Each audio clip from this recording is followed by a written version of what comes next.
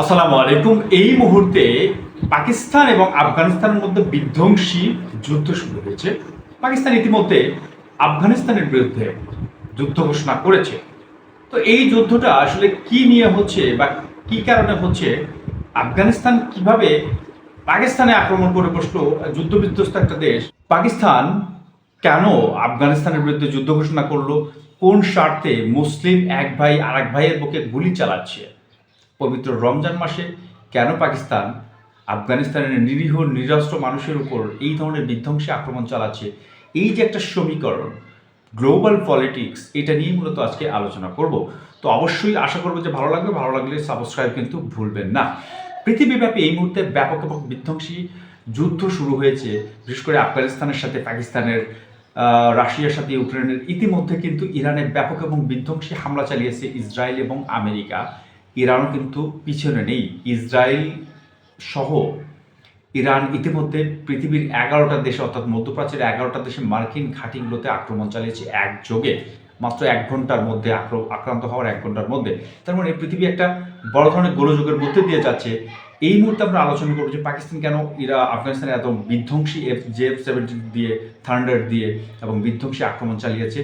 আবারও আফগানিস্তান কেন বারংবার পাকিস্তানকে উদ্বুদ্ধ করতেছে হামলা করতে, এবং পাকিস্তানের বারংবার পাকিস্তানের সেনা চৌকি দখল করছে, পাকিস্তানের বিভিন্ন সামরিক ঘাঁটিতে আক্রমণ করছে, এ ধরনের কেন করতেছে? দেখেন, পৃথিবীতে জিও পলিটিক্স বলে একটা কথা আছে। আফগানিস্তান কিন্তু দীর্ঘদিন আমেরিকা দখল করে রেখেছিল এবং ব্যাপক পরিমাণে বিধ্বংসী হামলা চালিয়েছে, ধ্বংসযজ্ঞ চালিয়েছে আফগানিস্তানে এই আমেরিকা দীর্ঘদিন। তো এখন যে বিষয়টা হচ্ছে যে আফগানিস্তানে যে বাগরাম সামরিক ঘাঁটি, বিমান ঘাঁটি, সেটা কিন্তু ফেরত চাচ্ছিল ডোনাল্ড ট্রাম্প, কিন্তু এইটা প্রত্যাবর্তন করতে অস্বীকার জানিয়েছে তালেবান সরকার, অর্থাৎ বর্তমানে আফগানিস্তানের যে ক্ষমতাসীন সরকার তারা। যে কারণে পাকিস্তানকে দিয়ে আফগানিস্তানকে সাহায্য করার একটা নীতি কিন্তু আমেরিকা গ্রহণ করেছে বলে মনে হচ্ছে, অর্থাৎ সিআইএ পাকিস্তানকে উদ্বুদ্ধ করতেছে। পাকিস্তানের যেহেতু আমেরিকার সাথে একটা ঘনিষ্ঠ সম্পর্ক রয়েছে, সেখানে পাকিস্তান কিন্তু আমেরিকার কথা শুনতে বাধ্য হচ্ছে, কারণ আসিফ মনির, অর্থাৎ পাকিস্তানের সেনাবাহিনী প্রধান, তিনি কিন্তু কিছুদিন আগে আমেরিকাতে ঘুরে এসেছে এবং আমেরিকাতে একের পর এক তিনি সফর করছেন। এদিক দিয়ে আফগানিস্তানের যে ক্ষমতাসীন দল, অর্থাৎ তালেবান, তারা কিন্তু ইন্ডিয়ার কথায় চলে, অর্থাৎ ইন্ডিয়ার বিভিন্ন কথা কিন্তু তারা শোনে, এবং ইন্ডিয়া যে ধরনের উদ্ধৃতি দেয় তারা কিন্তু সেই দিক দিয়ে শোনে।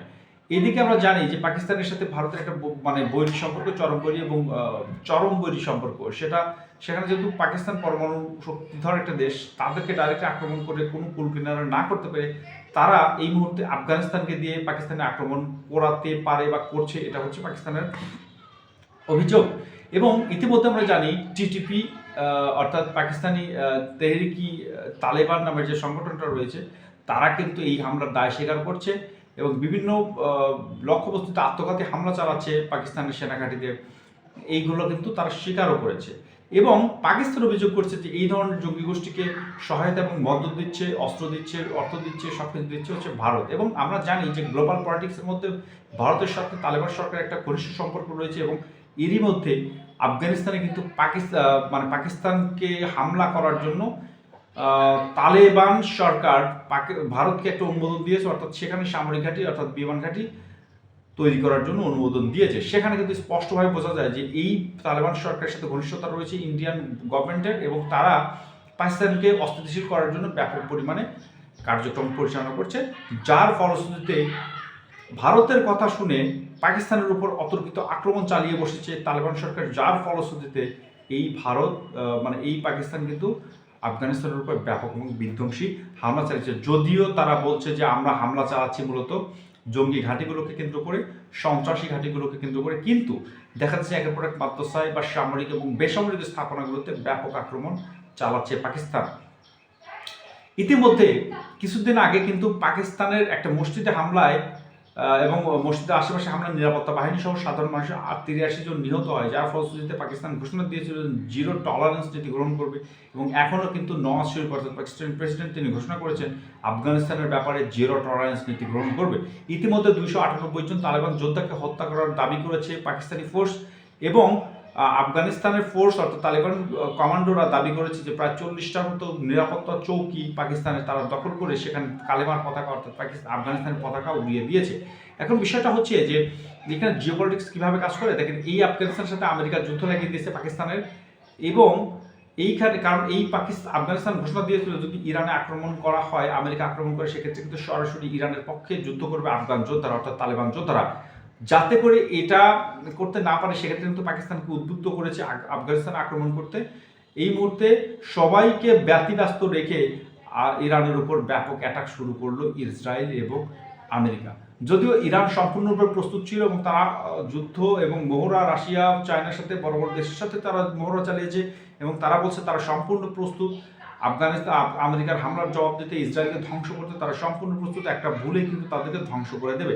তার মানে হচ্ছে তাদের প্রস্তুতি না থাকলে অবশ্যই এই কথাটা বলতো না। আশা করবো যে আফগানিস্তানকে ছাড়াই বা অন্যান্য প্রক্সি নেটওয়ার্ক যদি এখানে ইনভলভ না হয়, তারপরও ইরান সরাসরি আমেরিকা এবং ইসরায়েলকে ধ্বংস করার জন্য এগিয়ে যাবে এবং তাদের ধ্বংস যতক্ষণ না হবে ততক্ষণ ইসরায়েলের উপর এবং আমেরিকার বিভিন্ন সামরিক ঘাটের উপর ইরানের মিসাইল আশ্রে পড়বে। শুভকামনা ইরানের জন্য, শুভকামনা